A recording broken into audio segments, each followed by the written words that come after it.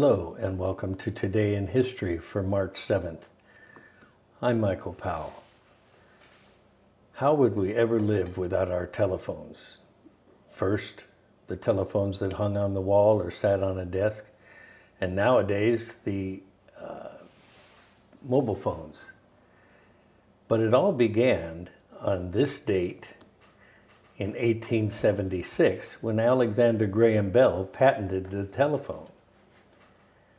29-year-old Alexander Graham Bell received a patent for his revolutionary new invention, the telephone, on March 7th of 1876.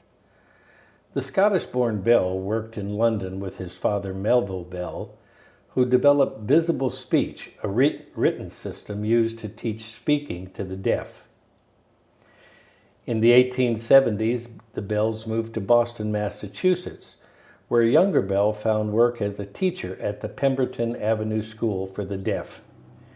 He later married one of his students, Mabel Hubbard.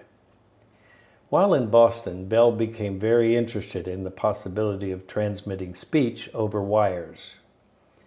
Samuel F.B. Morse's invention of the telegraph in 1843 had made nearly instantaneous communication possible between two distant points.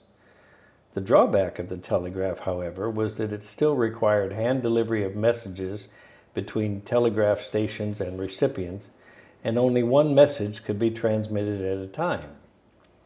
Bell wanted to improve on this by creating a harmonic telegraph, a device that combined aspects of the telegraph and the record player to allow individuals to speak to each other from a distance.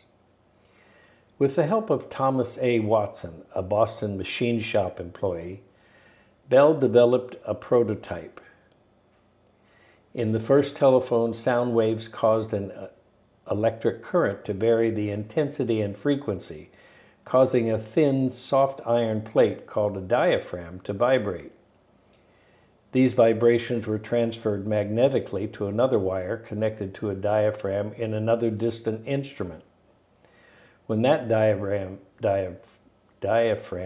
vibrated, the original sound would be replicated in the ear of the receiving instrument.